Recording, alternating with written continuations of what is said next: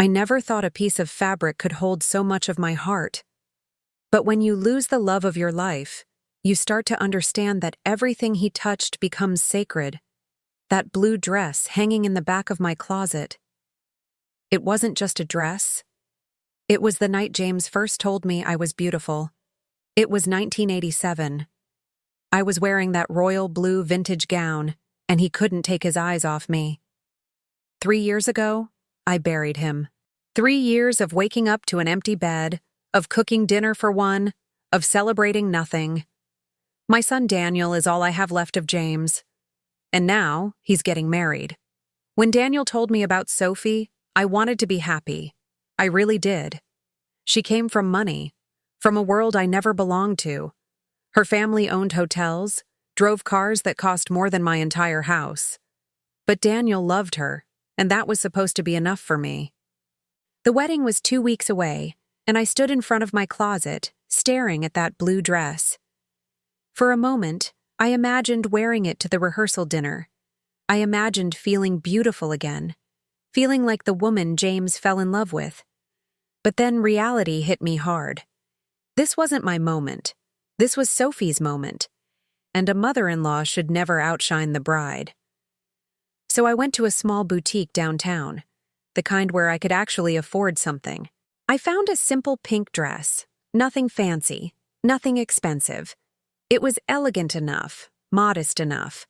The saleswoman smiled and said I looked lovely. I paid $200, money I had saved from my teacher's pension. It felt like a fortune to me, but I told myself it was worth it. This was my son's wedding. I took the dress home and hung it next to the blue one. The contrast was painful. One dress held my entire history, my love story, my youth.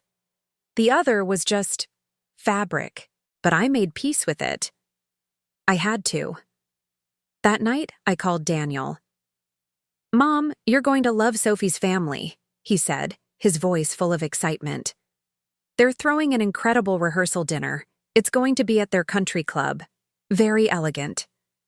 Very elegant. The words made my stomach twist.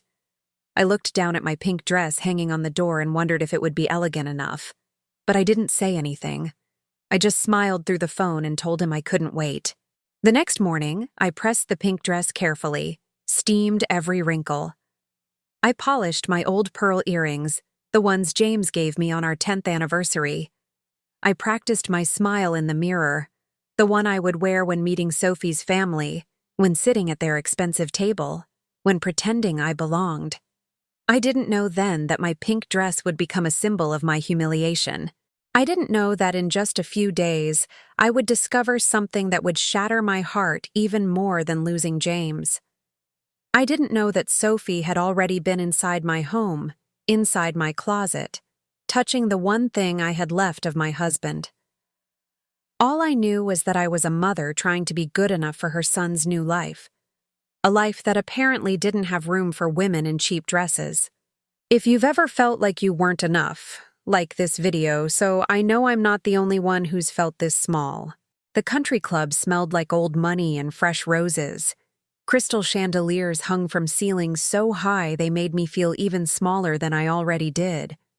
I walked in wearing my pink dress, clutching my small purse, and immediately knew I had made a mistake. Sophie's mother wore diamonds that probably cost more than my car. Her friends were draped in designer everything. And there I was, in my $200 dress, feeling like I had shown up to the wrong party. Daniel hugged me at the entrance. "Mom, you look great," he whispered, but his eyes were already scanning the room for Sophie. I watched him walk away, and suddenly I was alone in a sea of strangers who looked at me like I was the help. I found my seat at the main table, right next to Sophie. She turned to me with a smile that didn't reach her eyes. "Margaret," she said, looking me up and down. "That's a lovely dress. Very simple." Simple. The word hung in the air like poison. One of her bridesmaids leaned over, a blonde woman with a laugh that sounded like breaking glass. "Oh my God, Sophie, is that from Target?" She said it loud enough for the entire table to hear. My face burned. I opened my mouth to respond, but no words came out. Sophie tilted her head, her expression dripping with fake sympathy. "Margaret, honey, you didn't have to buy something new. You could have just told me you needed help. I would have lent you something appropriate." The table went quiet. Then someone laughed. Then another. Soon, 5 women were giggling behind their wine glasses, looking at me like I was a joke they were all in on. I felt my hands shaking under the table. I wanted to stand up, to walk out, to disappear. But I couldn't move. I just sat there, frozen, feeling tears threatening to break through. "Mom looks fine," Daniel said quietly from across the table. But he didn't look at me. He was looking at his plate, his voice barely audible. He didn't defend me. He didn't tell Sophie to stop. He just wanted the moment to pass. Sophie leaned closer to me, her perfume suffocating. "I just think," she said softly, so only I could hear, "that at a certain age, women should know how to dress for important occasions. This isn't a school function, Margaret. This is my wedding weekend." Something inside me cracked. Not broke, just cracked. Like glass that's about to shatter but hasn't yet. I excused myself to the bathroom. My heels clicked against the marble floor, each step echoing my humiliation. I locked myself in a stall and pressed my hand against my mouth to keep from sobbing out loud. This was supposed to be a happy moment. I was supposed to be celebrating my son, welcoming his future wife, being part of a family again. Instead, I was hiding in a bathroom, feeling like I wasn't good enough to breathe the same air as these people. I looked down at my pink dress. It was pretty. It was clean. It was respectful. But to them, it was a symbol of everything I wasn't. Rich, important, worthy. When I finally came out, dinner was being served. I sat through 3 courses of food I couldn't taste, listening to speeches about love and family from people who had just mocked me. Sophie gave a toast, thanking everyone for their support, her hand resting possessively on Daniel's arm. She never once looked at me. I drove home that night in complete silence. No radio, no tears, just silence. I walked into my empty house, took off the pink dress, and threw it in the back of my closet. I never wanted to see it again. But when I opened my closet to hang up my coat, I froze. Something was different. My clothes were slightly moved. Hangers were out of place. And in the very back, where my blue dress should have been hanging, there was an empty space. My heart stopped. No, it couldn't be. I pushed through every item of clothing, my hands frantic, my breath coming in short gasps. I checked the floor. I checked the other closets. I tore through my entire bedroom. The blue dress was gone. Tell me in the comments, have you ever been betrayed by someone you were supposed to trust? I didn't sleep that night. I couldn't. I sat on my bedroom floor, surrounded by every piece of clothing I owned, like a woman who had lost her mind. Maybe I had. Maybe I was going crazy. Maybe the dress was somewhere else, somewhere I had forgotten. But I knew the truth. I knew exactly where I had hung it. I knew because I touched it every single day. I knew because it was the last piece of James I had left. The next morning, I called Daniel. My hands were shaking so badly I could barely hold the phone. "Mom, it's 7 a.m, he groaned. "Daniel, I need to ask you something." My voice cracked. "Has Sophie been to my house recently? When I wasn't home?" There was a pause. Too long of a pause. She might have stopped by to drop off some wedding favors last week. I gave her my key. Why? My key. He gave her my key. Did she go inside? I whispered. I don't know, Mom. Maybe? What's this about? I hung up. I couldn't explain it over the phone. I couldn't say the words out loud because saying them would make them real. I got dressed and drove to Daniel's house. He lived 20 minutes away, in a beautiful condo Sophie's father had helped them buy. I had only been there twice. Sophie always made excuses about why I couldn't visit. Now I knew why.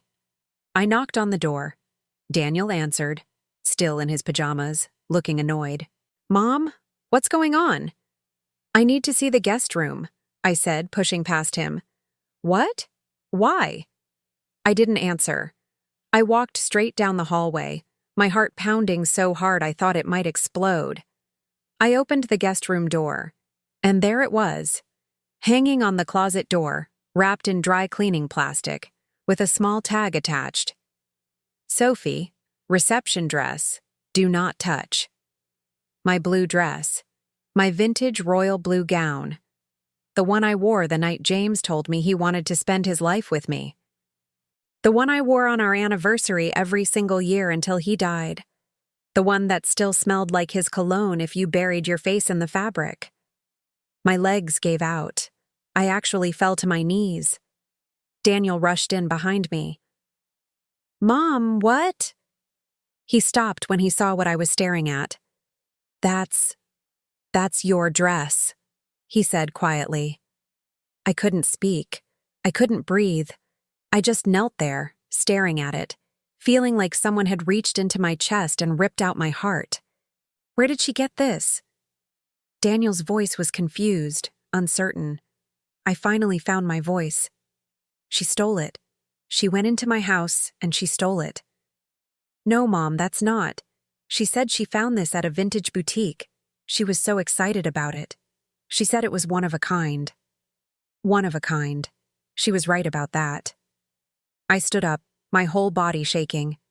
I walked to the dress and unzipped the plastic. I touched the fabric, and it was like touching James again. I found what I was looking for. A small, nearly invisible stitch on the hem. I had sewn it myself in 1989 when James accidentally stepped on the dress while we were dancing at Daniel's baptism. "Look at this," I said, showing Daniel the stitch. "I made this repair. I sewed this with my own hands. This is my dress, Daniel." His face went pale. The front door opened. Sophie's voice rang through the condo, cheerful and light. "Babe, I brought coffee, and those pastries you—" She appeared in the doorway and froze. Her eyes went from me to the dress to Daniel. I watched her calculate, watched her face shift from shock to something cold and hard. "Margaret," she said slowly, "what are you doing here?" "What am I doing here?" My voice was shaking with rage. "What are you doing with my dress?" She laughed. Actually laughed. "Your dress? That's ridiculous. I bought this weeks ago." "You're a liar." The words came out like venom. "You broke into my home. You went through my things. You stole the most precious thing I had left of my husband." Sophie's face hardened. She walked fully into the room, closing the door behind her. When she spoke, her voice was ice. "You were never going to wear it again, Margaret. It was rotting in your closet like everything else in your sad little life. I'm giving it the attention it deserves. I'm making it beautiful again." I felt Daniel stiffen beside me. "Sophie, is this true?" he asked. "Did you take this from my mom's house?" She turned to him, and her whole demeanor changed. Suddenly she was soft, vulnerable, tears filling her eyes. "Baby, I saw it when I dropped off the favors, and it was so beautiful, and I thought she would want someone to love it again. I was going to tell her. I was going to surprise her by wearing it and honoring her story." "Liar!" I screamed. "You humiliated me last night. You called my dress cheap. You laughed at me. And now you want to wear my dress like it's yours?" Sophie's tears disappeared. Her eyes turned cold. "If you tell anyone about this," she said quietly, "I will cancel this wedding. I will tell everyone it's because you're a jealous, bitter old woman who can't stand to see your son happy. And Daniel will believe me." She looked at my son. "Won't you, baby?" And Daniel, my sweet Daniel, looked away. Follow my story, because what I did next I can never take back. I stood there looking at my son, waiting for him to defend me, waiting for him to tell Sophie she was wrong, waiting for him to choose me just once. But he didn't. "Mom," he said quietly, his eyes still on the floor. Can we just talk about this calmly? Maybe there's been a misunderstanding." A misunderstanding. My stolen dress was a misunderstanding. Sophie moved closer to Daniel, wrapping her arm around his waist, claiming him. "I think your mother is having a hard time letting you go," she said softly, her voice dripping with false concern. "This is a big transition for her. Being alone, losing her husband, and now losing her son. It's a lot. She was good. I had to give her that. She made me sound crazy. She made me sound like a lonely widow who couldn't handle her son getting married." "I'm not losing anything," I said, my voice steady now. "You stole from me. That's not grief. That's theft." Sophie's eyes flashed with something dark. She let go of Daniel and walked toward me, close enough that I could smell her expensive perfume. "Listen to me very carefully, Margaret," she whispered, so low Daniel couldn't hear. "If you make a scene about this dress, if you try to ruin my wedding, I will make sure Daniel never speaks to you again. I will tell him you attacked me. I will tell him you're unstable. And he will believe me, because he loves me more than he will ever love you." My blood ran cold. "You wouldn't," I breathed. "Try me." She smiled, sweet as poison. "Walk away now, keep your mouth shut, and you can still be part of your son's life. Fight me, and you lose everything." I looked past her at Daniel. He was watching us, confused, uncomfortable. "What are you two talking about?" he asked. Sophie turned, her face instantly transforming into sadness. "Your mom is upset. I understand. I'll return the dress, of course. I didn't realize it meant so much to her." She was lying. She had no intention of returning it. I could see it in her eyes. "No," I said suddenly. "Keep it." Both of them looked at me, surprised. "Keep the dress, Sophie. Wear it to your reception. I want you to." Sophie's eyes narrowed, suspicious. "Really?" "Really." I walked to the closet and gently touched the blue fabric one last time. "You're right. I wasn't going to wear it again. And if it makes Daniel happy to see you in something beautiful, then it's yours." I watched Sophie's face relax into triumph. She thought she had won. Daniel looked relieved. "Mom, thank you. That's really generous of you." Generous. The word tasted like ash in my mouth. I picked up my purse and walked to the door. "I'll see you both at the wedding," I said calmly. I drove home with tears streaming down my face, but I wasn't crying from sadness anymore. I was crying from rage. Pure, burning rage. Sophie thought she had broken me. She thought threatening me with losing Daniel would make me disappear quietly into the background, like a good little mother-in-law who knew her place. But she had made one critical mistake. She had underestimated what a mother would do to protect her son from a monster. That night, I went through every box in my attic. I found what I was looking for in an old photo album.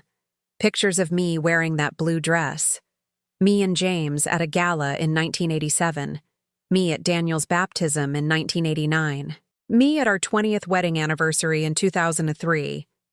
In every photo, you could see it clearly. The dress, the unique lace pattern on the sleeves, the specific shade of royal blue that didn't exist in modern fabrics. And most importantly, in the 1989 photo, you could see the hem of the dress. If you looked closely enough, you could see where the fabric had been torn and repaired. The same repair that was still there now. I made copies of everything. I wrote down dates, locations, witnesses who had seen me in that dress. I found the original receipt from the boutique where James had bought it for me in 1986, tucked away in a box of his things. I built my case like a lawyer preparing for trial. But I wasn't going to court. I was going to a wedding. I looked at myself in the mirror. I looked older than I remembered. Tired. Gray hair I hadn't bothered to dye. Lines around my eyes from 3 years of crying. But my eyes were sharp now, focused. Sophie wanted to wear my dress in front of everyone I knew? Sophie wanted to parade around in the symbol of my greatest love story, pretending it was hers? Fine. Let her. Because when she walked into that reception wearing my stolen dress, thinking she had gotten away with it, I would be there. And I would tell everyone the truth. Not in private. Not in a quiet conversation where she could lie her way out of it, but in front of every single person she wanted to impress. In front of her rich family, her judgmental friends, and most importantly, in front of my son. She thought she had won by taking my dress. She had no idea she had just given me the weapon I needed to destroy her. I went to bed that night and slept better than I had in 3 years. Tell me in the comments. Have you ever had to choose between keeping the peace and fighting for the truth? I woke up the next morning with a clarity I hadn't felt in years. For 3 years, I had been sleepwalking through life, going through the motions, pretending I was okay. But I wasn't okay. I had been broken since the day James died. And now Sophie thought she could break me even more. I made coffee and sat at the kitchen table, spreading out all the photos in front of me. There was James, so young and handsome in his tuxedo, his arm around my waist. There I was in that blue dress, laughing at something he had whispered in my ear. We looked so happy. We looked invincible. "I miss you," I whispered to the photo. "I miss you so much it hurts to breathe."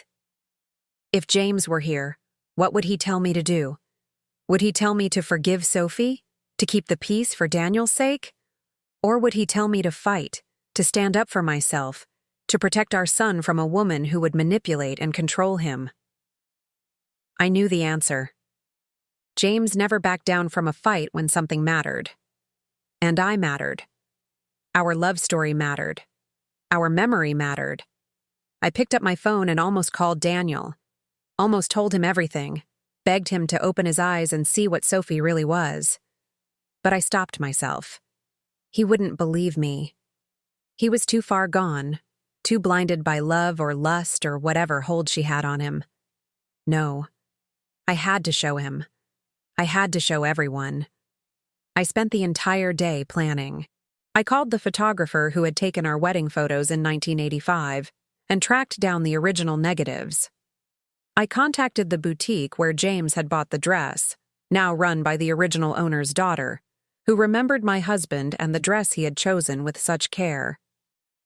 "He spent 2 hours looking at dresses," she told me over the phone, her voice warm with memory.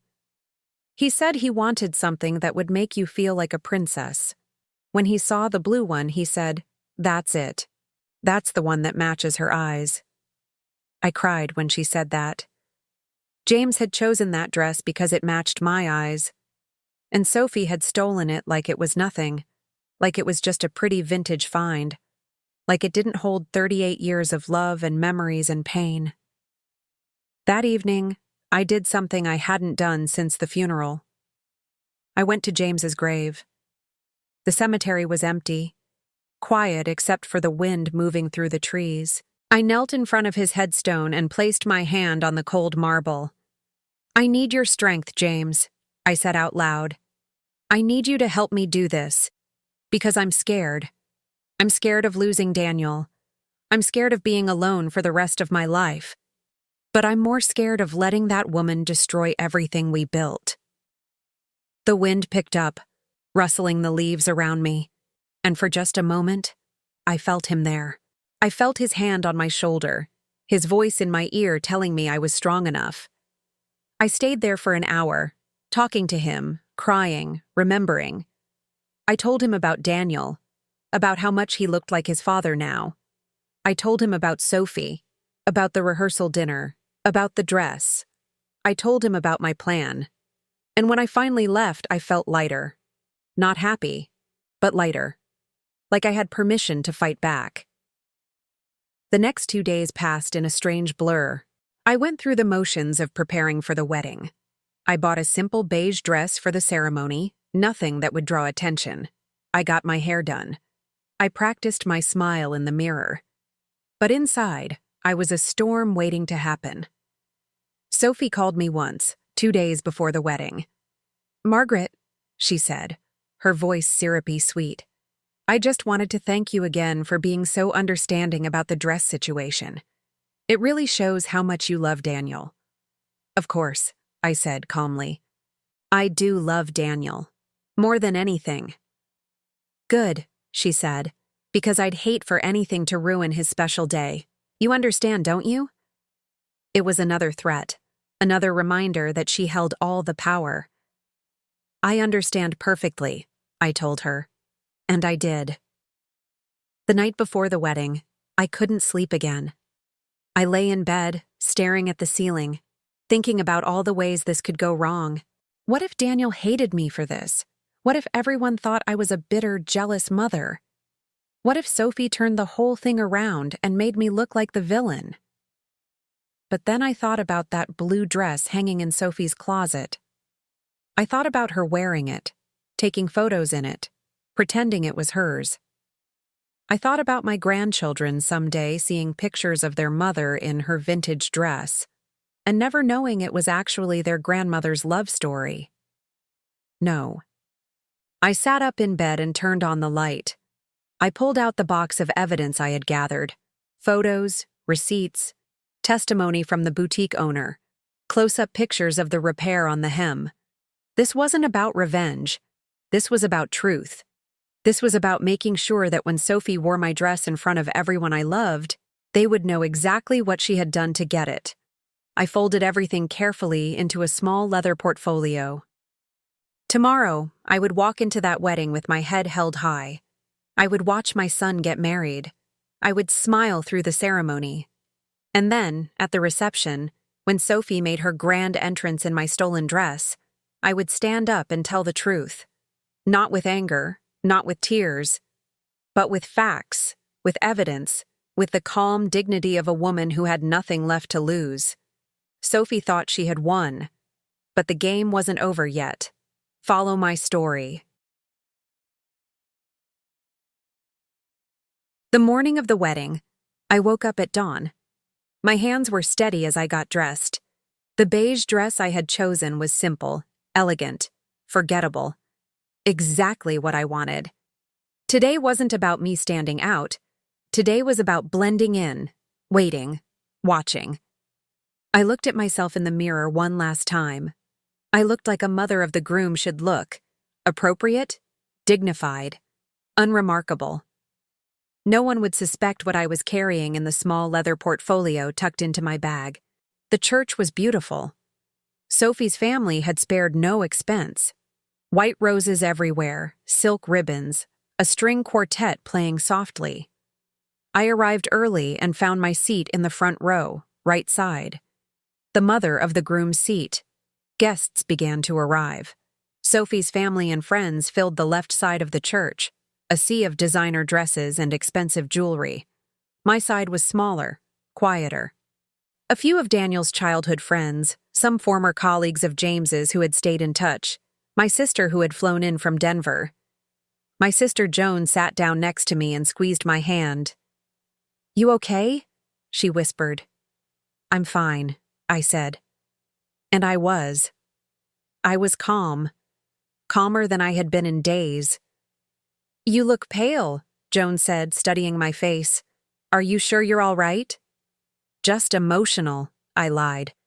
"My baby is getting married." The truth was, I felt nothing. I was numb. I had cried all my tears over the past few days.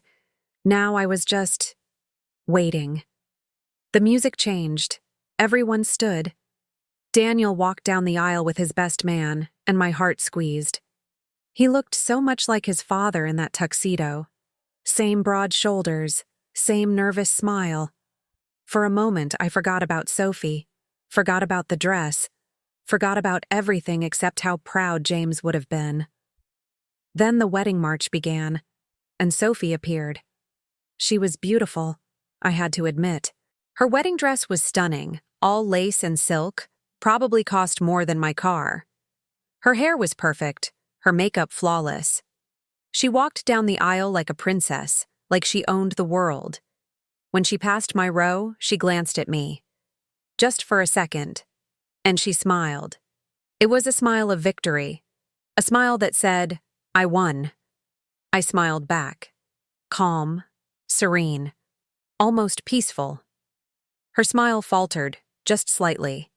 She wasn't expecting that. She was expecting me to look hurt, defeated, small, but I didn't. I looked content. It confused her. I could see it in her eyes as she kept walking. Good. The ceremony was lovely. The priest talked about love and commitment and building a life together. Daniel's vows were sweet, genuine. Sophie's vows were perfect, rehearsed, probably written by someone else. I watched my son promise his life to this woman, and I felt a deep sadness settle over me. Not for me, for him. Because I knew, even if he didn't, that he was making a mistake. That the woman standing next to him was not who she pretended to be, but he would learn. Soon enough, he would learn. When the priest said, "I now pronounce you husband and wife," everyone applauded. Daniel kissed Sophie, and she threw her arms around him, and everyone cheered. I clapped politely. Joan looked at me with concern. "You're really okay?" she whispered. "Wait for the reception," I whispered back. Her eyes widened. "Margaret, what are you planning?" "Justice," I said simply. The recessional music played. Daniel and Sophie walked back down the aisle as husband and wife, both beaming. Sophie caught my eye again as she passed, her smile wider now, more confident. She thought the hard part was over. She thought she had gotten away with everything. Outside the church, there were photos. Endless photos. The photographer posed the families together, and I stood next to Daniel, smiling on command. Sophie stood on his other side, her hand possessively on his arm. "Margaret," the photographer called, "can you move a little closer to your son?" I stepped forward. Sophie stiffened but kept smiling. "Beautiful family," the photographer said, clicking away. Family. The word felt hollow. Sophie's mother approached me during a break in the photos. She was a tall woman, elegant, with Sophie's same cold eyes. "Margaret," she said, extending her hand, "we haven't properly met. I'm Catherine." "Lovely to meet you," I said, shaking her hand. "You must be so happy," Catherine said. "Daniel is a wonderful young man. You raised him well." "Thank you," I said. "James and I did our best." "It's a shame he couldn't be here to see this," Catherine said, and I couldn't tell if she was being sincere or patronizing. "He's here," I said quietly. "In every way that matters." Catherine looked at me strangely, then walked away. The reception was at the country club, the same place as the rehearsal dinner. My stomach tightened as we drove over. This was where it had all started, where Sophie had humiliated me in front of everyone. And this was where it would end.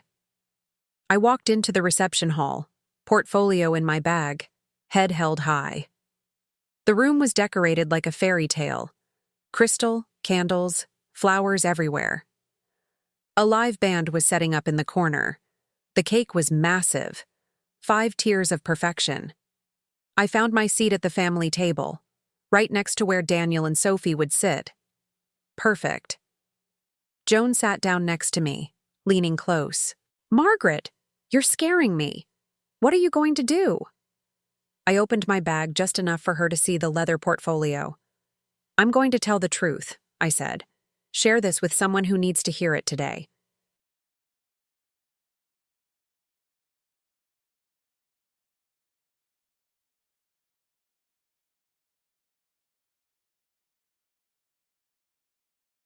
The reception was in full swing. Champagne flowed, laughter echoed off the walls, and everyone seemed to be having the time of their lives. I sat at my table, sipping water, watching the door, waiting. The DJ announced the newlyweds, and Daniel and Sophie entered to thunderous applause. They had changed clothes. Daniel wore a different tuxedo, more casual, and Sophie wore my blue dress. My breath caught in my throat. Even knowing it was coming, seeing it still felt like a punch to the stomach. She had styled it beautifully, I had to admit. Her hair was swept up, showing off the delicate neckline. The dress fit her perfectly, hugging her figure in all the right places. She looked radiant. She looked like she was wearing her own vintage find, her own special piece. She looked like a liar. The room erupted in compliments. "Sophie, that dress is stunning. Where did you find it?" "It looks like a museum piece." Sophie beamed, spinning to show it off. "Thank you. It's vintage, from the 80s. I found it at this amazing boutique. The moment I saw it, I knew it was meant to be mine. Meant to be hers." The words made my blood boil. Daniel looked at her with such pride, such love. He had no idea. No idea that his wife had just lied to everyone in this room. No idea that she was wearing his grandmother's legacy like a costume. The first dance began. Sophie and Daniel swayed together while everyone watched, phones out, capturing the moment. The blue dress swirled under the lights, catching every eye in the room. She was the center of attention. Exactly what she wanted. Then came dinner, speeches, toasts. Daniel's best man told funny stories. Sophie's maid of honor cried through her entire speech about friendship and love. And then the DJ's voice cut through the chatter. "And now, we'd like to invite the mother of the groom, Margaret, to say a few words." The room went quiet. All eyes turned to me. I hadn't been scheduled to give a speech. This wasn't planned, but I had slipped the DJ $200 and a note before the reception started. Sophie's face went pale. Daniel looked confused. I stood up slowly, smoothing my simple beige dress. I walked to the microphone with my leather portfolio in my hands, my heels clicking against the hardwood floor. The silence was deafening. "Thank you," I said, my voice steady. "I wasn't originally planning to speak today, but there's something I need to share. A story. About love, about memory, and about a dress." Sophie's eyes went wide. She started to stand, but Daniel gently pulled her back down, whispering something. I opened the portfolio and pulled out the first photo. The DJ had set up a screen behind me for slideshows. I handed him the USB drive I had prepared. The screen lit up with a photo of me and James from 1987. Me in the blue dress, him in a tuxedo, both of us young and in love. "This is me and my husband James," I said. This photo was taken 38 years ago, at a charity gala in downtown Cleveland. That night, James told me I was the most beautiful woman in the room. He said the dress matched my eyes. I heard murmurs through the crowd. Someone whispered, "Is that the same dress?" Another photo appeared. Me and James dancing, the blue dress swirling around us. "James bought me this dress in 1986, I continued. "He spent 2 hours at a boutique, going through every dress they had, until he found this one. The owner of the shop later told me he said it had to be perfect because I was perfect." My voice cracked slightly, but I pushed on. Another photo, me at Daniel's baptism in 1989, wearing the dress, holding baby Daniel. I wore this dress to my son's baptism. If you look closely at the hem, I zoomed in on the screen, showing the small repair. You can see where James accidentally stepped on it while we were dancing. I sewed that repair myself, late at night, while Daniel slept in his crib. The room was completely silent now. Sophie's face had gone from pale to red. Another photo. Me and James at our 20th anniversary. The blue dress still beautiful, still perfect. I wore this dress on every important occasion for 25 years, I said. It was more than fabric to me. It was my love story. When James died 3 years ago, I couldn't bring myself to wear it anymore. But I kept it, safe in my closet, because it was the last piece of him I had left. I turned to look directly at Sophie. She was gripping the table so hard her knuckles were white. 2 weeks ago, I said, my voice growing stronger, someone broke into my home while I was out. They used a key they shouldn't have had, and they stole this dress from my closet. Gasps rippled through the crowd. I didn't know where it had gone until a few days ago when I found it hanging in my son's guest room with a tag that said, Sophie, reception dress. All eyes turned to Sophie. She stood up, her face a mask of fury and panic. "This is insane," she shouted. "Margaret, you're delusional. I bought this dress. Tell them, Daniel." But Daniel wasn't looking at her. He was looking at the screen, at the photos, at the undeniable evidence. I pulled out one final photo. A close-up of the hem, taken just 3 days ago in Daniel's condo, showing the exact same repair, the exact same stitching. "This dress has a unique mark," I said calmly. "A repair I made with my own hands in 1989, the same repair that's on the dress Sophie is wearing right now. Because the hardest part is still to come." The room erupted. If you felt this pain too, like this video, so I know I'm not alone. The room exploded into chaos.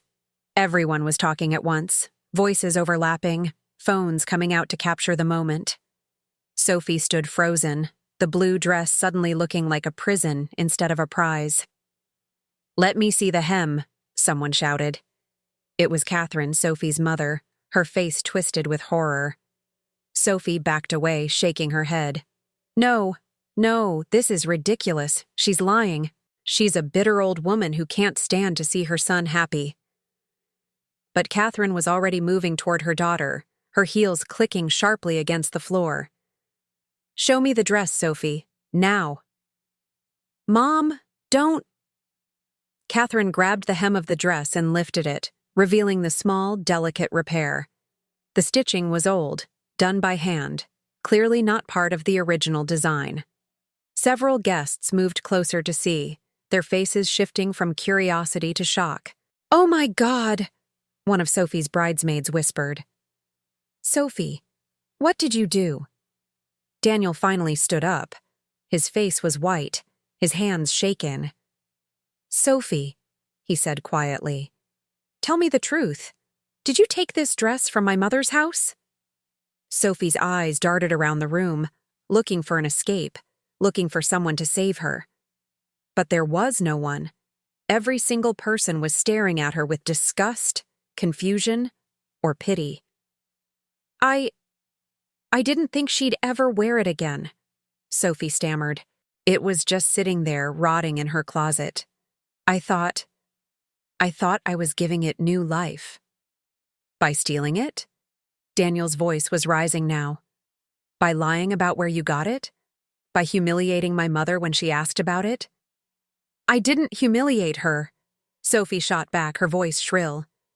"She humiliated herself by showing up to our rehearsal dinner in that cheap pink dress looking like—" She stopped, realizing what she had just admitted. The room went dead silent. Joan, my sister, stood up from her seat. "You mocked her for being poor," she said, her voice cutting through the silence like a knife. "And then you stole from her. You stole the one thing she had left of her dead husband." Sophie's face crumbled. Tears started streaming down her cheeks, but they weren't tears of remorse. They were tears of rage, of being caught, of losing control. "You don't understand," she screamed, looking at Daniel. "Your mother has never liked me. From the very beginning, she's looked down on me, judged me, made me feel like I wasn't good enough." "I never," I started, but Sophie whirled on me. "Yes, you did. Every time you looked at me with those sad, pathetic eyes, I could see it. You thought I was taking your son away. You thought I didn't deserve him. So yes, I took your precious dress. I took it because you don't deserve to hold on to the past forever. You don't deserve to make Daniel feel guilty for moving on with his life." She was unraveling, saying things she couldn't take back. Daniel stepped away from her, his face a mixture of betrayal and disbelief. "Sophie, what are you saying?" "I'm saying your mother is a manipulative, bitter woman who wants you all to herself," Sophie shouted. "And I'm not going to apologize for trying to build a life with you without her shadow hanging over everything." The words hung in the air like poison. Catherine grabbed her daughter's arm. "Sophie, stop talking, right now." But Sophie couldn't stop. She was in full meltdown, months of resentment pouring out of her like a broken dam. "Do you know what it's like?" she cried, looking at Daniel. "To compete with a dead man? To know that no matter what I do, your mother will always love your father more than she could ever accept me? That dress was a symbol of everything I'll never be to this family." She ripped at the dress, her hands clawing at the fabric. "I hate this dress. I hate what it represents." "Sophie, don't." Daniel reached for her, but she pushed him away. The sound of tearing fabric made everyone gasp. Sophie had grabbed the neckline and pulled, and the delicate vintage material gave way with a sickening rip. "No!" I lunged forward, but it was too late. Sophie tore the dress down the front, destroying it, the blue fabric hanging in tatters around her body. She was sobbing now, hysterical, mascara running down her face. "There!" she screamed. "Now no one can have it. Not you, not me, not anyone." The room was in complete shock. No one moved. No one spoke. Daniel's best man finally stepped forward and put a hand on Daniel's shoulder. "Man, I think you need to get out of here." Daniel looked at me, and in his eyes, I saw something break. Not anger at me, not defense of Sophie, just devastation. "Mom," he whispered, "I'm so sorry." I couldn't speak. I was staring at the torn dress on the floor, at the shredded pieces of my history scattered across the polished wood. 38 years of love, destroyed in seconds. Sophie's father appeared and grabbed his daughter by the shoulders. "We're leaving, now!" Sophie fought against him, still screaming. "This isn't fair. This isn't my fault. She drove me to this." But no one was listening anymore. Sophie's family rushed her out of the reception hall, her destroyed dress trailing behind her, leaving a path of blue fabric like bloodstains. The DJ stopped the music. Guests started gathering their things, murmuring, shocked. This was supposed to be a celebration, and it had turned into a nightmare. I stood there unable to move, staring at the pieces of my dress. Joan wrapped her arms around me. "I'm so sorry, Maggie. I'm so sorry." Daniel approached slowly, his face wet with tears. "Mom, I didn't know. I swear. I didn't know she took it. I didn't know she... God, I didn't know any of it." I looked at my son, and I saw James in his eyes. James, who would never have let this happen. James, who would have protected me. "I know," I said softly. "What have I done?" Daniel whispered. "Tell me in the comments. Have you ever lost someone like I did?" The reception hall emptied quickly after that. Guests left in uncomfortable silence, avoiding eye contact, whispering to each other as they gathered their coats. What was supposed to be a celebration had turned into a scandal they would talk about for years. I knelt on the floor and gathered the torn pieces of my blue dress. My hands were shaking as I touched the fabric, trying to put the pieces together like a puzzle that could never be whole again. Each scrap felt impossibly light, as if the weight of all those memories had evaporated the moment Sophie destroyed it. Joan knelt beside me, helping me collect the fragments. Neither of us spoke. What was there to say? Daniel stood a few feet away, watching us, his face pale and hollow. His wedding day had turned into a nightmare, and I could see him trying to process it all, trying to understand how the woman he married could do something so cruel. "Mom," he finally said, his voice breaking, "let me help." I looked up at him. "It's okay, Daniel. I've got it." "No." He came closer, dropping to his knees. "It's not okay. None of this is okay." He picked up a piece of torn lace, holding it carefully in his palm. "I remember this dress," he whispered. "I remember Dad twirling you around the living room in it when I was little. You were both laughing, and I thought you were the most beautiful people in the world." Tears streamed down his face. How could she do this? How could I not see what she was? I reached out and touched his cheek. "You loved her. Love makes us blind sometimes." "That's not an excuse," he said bitterly. I should have defended you at the rehearsal dinner. I should have believed you when you told me she stole the dress. I chose her over you, and I'll never forgive myself for that. Daniel, she threatened you, didn't she? His eyes were fierce now, angry. When you confronted her at my place, she threatened to take me away from you if you said anything. I didn't answer, but my silence told him everything. God, he breathed. What kind of person does that? Joan stood up with her arms full of fabric pieces. I'm going to put these in my car. We'll figure out what to do with them later. After she left, Daniel and I sat on the floor of the empty reception hall, surrounded by abandoned champagne glasses and wilting centerpieces. The band had packed up. The caterers were cleaning in silence, trying to pretend they hadn't witnessed everything. What are you going to do? I asked quietly. Daniel looked at me, and I saw something hard in his expression that I had never seen before. I'm going to annul the marriage. Daniel, you don't have to. Yes, I do. His voice was firm. This isn't about the dress, Mom. This is about who she is. The lying, the stealing, the manipulation, the way she mocked you, the way she threatened you, the way she destroyed something precious because she couldn't control the narrative anymore. That's not the woman I want to spend my life with. He stood up and held out his hand to help me up. She showed me exactly who she is tonight, and I believe her. We walked out of the country club together. Outside, chaos was still unfolding. Sophie was in the parking lot with her family, still in the torn dress, screaming at her father. Her bridesmaids stood in a cluster, looking mortified. When Sophie saw Daniel, she ran toward him, mascara-stained and desperate. Baby, please. We can fix this. Your mother misunderstood everything. I was going to tell her about the dress, I swear. Stop, Daniel said coldly. Just stop, Sophie. But I love you, she cried. We just got married. You can't throw that away because of some stupid dress. Some stupid dress? Daniel's voice was ice. That stupid dress was my mother's most precious possession. It was the last thing she had of my father. And you stole it, lied about it, and then destroyed it in front of everyone. She drove me to it, Sophie shrieked. She stood up there and humiliated me in front of everyone. She ruined our wedding.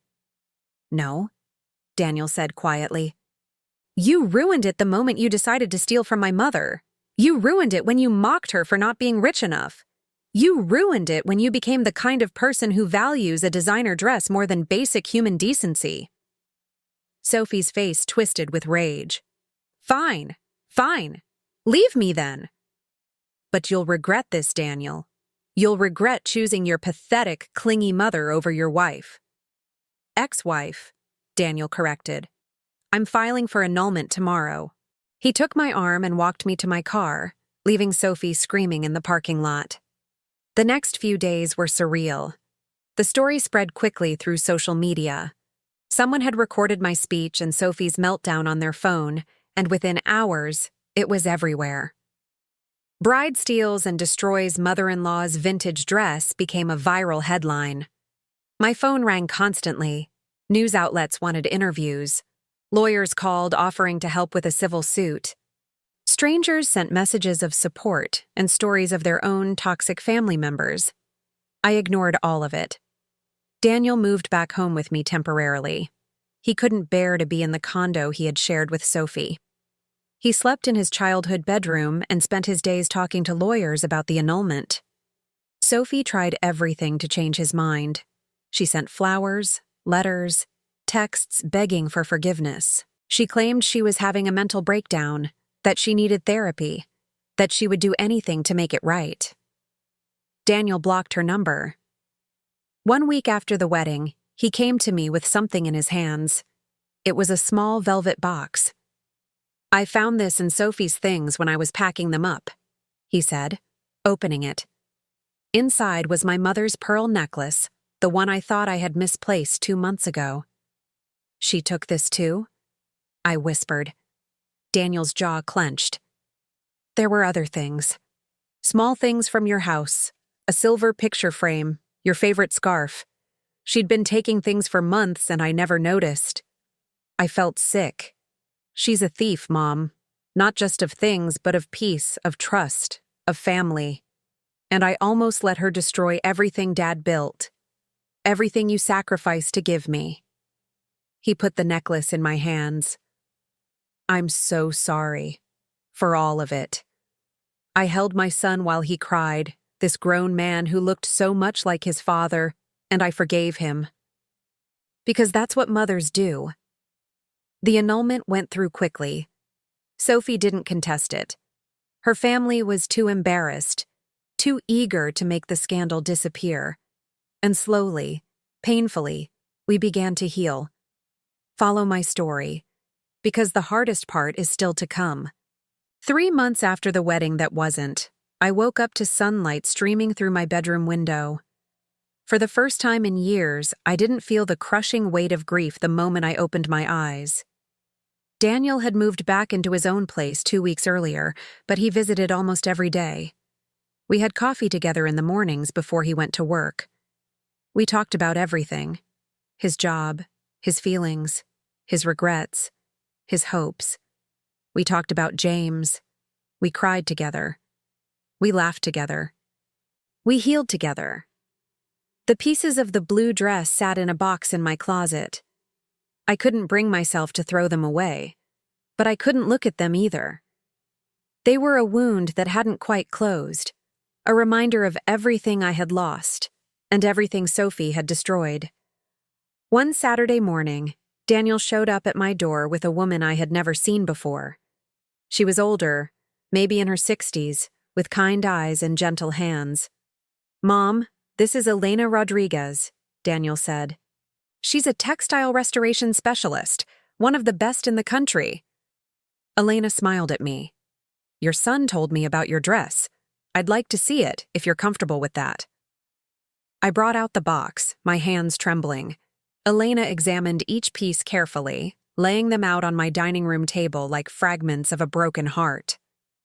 "The damage is extensive," she said softly. "But not irreparable. I can restore this. It won't be exactly as it was, but it will be whole again." I started crying. I couldn't help it. "However," Elena continued, "I have another suggestion. With your permission, I'd like to do something different." She pulled out her phone and showed me photos of her work. Beautiful quilts, wall hangings, framed textile art, all made from restored vintage pieces. "Your dress could become something new," she said. "Something that honors its history but transforms it into something you can actually display, actually see every day, without the pain of wearing it." I looked at the torn blue fabric spread across my table. My first instinct was to say no, to insist on restoring it to its original form. But then I realized something. The dress was never coming back. Not really. Even if Elena could sew every tear, repair every rip, it would never be the same. It would always carry the memory of Sophie's hands destroying it. But it could become something else. Something beautiful. Something mine again. "Yes," I whispered. "Transform it." 6 weeks later, Elena delivered the finished piece. It was a framed textile art piece, 3 feet by 4 feet, combining the blue dress fabric with antique lace, silk flowers, and embroidered details. In the center, she had preserved the bodice and neckline intact. Around it, she had arranged the torn pieces in a pattern that looked like ocean waves or wings, something breaking apart and coming back together. At the bottom, she had embroidered a quote I had given her: "Love is not lost when it changes form." I hung it in my living room, above the fireplace where James's photo sat. When the light hit it just right, the blue fabric seemed to glow. Daniel came over the day I hung it. He stood in front of it for a long time, not saying anything. "It's beautiful, Mom," he finally said. "Dad would have loved it." "I think so too," I said. That evening, we sat on the porch with wine and watched the sunset. Daniel had started therapy to work through the trauma of his relationship with Sophie. He was dating again, carefully, taking his time. "I met someone," he said suddenly. Her name is Rachel. She's a teacher, like you were. She's kind. She's real. And Mom, when I told her about what happened with Sophie, about the dress, about everything, she cried. Not for herself. For you. I felt my heart expand. I'd like to meet her. She'd like to meet you too, he said. But only when you're ready. No pressure, no rush. I reached over and squeezed his hand. I'm ready. The next week, I did something I had been putting off for 3 years. I went to James's grave with a picnic basket, a blanket, and a photo album. I sat on the grass next to his headstone and told him everything. About Sophie, about the dress, about the pain and the anger and the justice and the healing. I showed him pictures of the textile art, pictures of Daniel smiling again, pictures of me looking like myself again. I think I'm going to be okay, I told him. I think we're both going to be okay. The wind rustled through the trees, and I felt him there, the way I always did. Not sad anymore. Just present. Just loving me the way he always had. I donated the original photos of the dress to a local women's shelter, along with my story. The director told me that women who had survived abuse and theft found strength in it, found hope in the idea that you could take back your dignity even after someone tried to destroy it. My story went viral again, but this time for a different reason. People weren't just angry at Sophie anymore. They were inspired by survival, by transformation, by the idea that broken things could become beautiful again. I started getting letters from women all over the world. Women who had been stolen from, lied to, manipulated by people they trusted. Women who had lost precious things and thought they would never recover. I answered every single letter. 6 months after the wedding, I ran into Sophie at a grocery store. She looked different. Thinner, tired, older somehow. She saw me and froze. For a moment I thought she might run. But she didn't. She walked toward me slowly, cautiously. "Margaret," she said quietly, I owe you an apology." I didn't say anything. I just waited. "I was jealous of you," she continued, her voice shaking. "Of how much Daniel loved you, of the life you had with his father, of that dress and what it represented. I thought if I could take it, if I could make it mine, I could have what you had. But I was wrong, and I'm sorry. I'm so sorry." I looked at this woman who had caused me so much pain.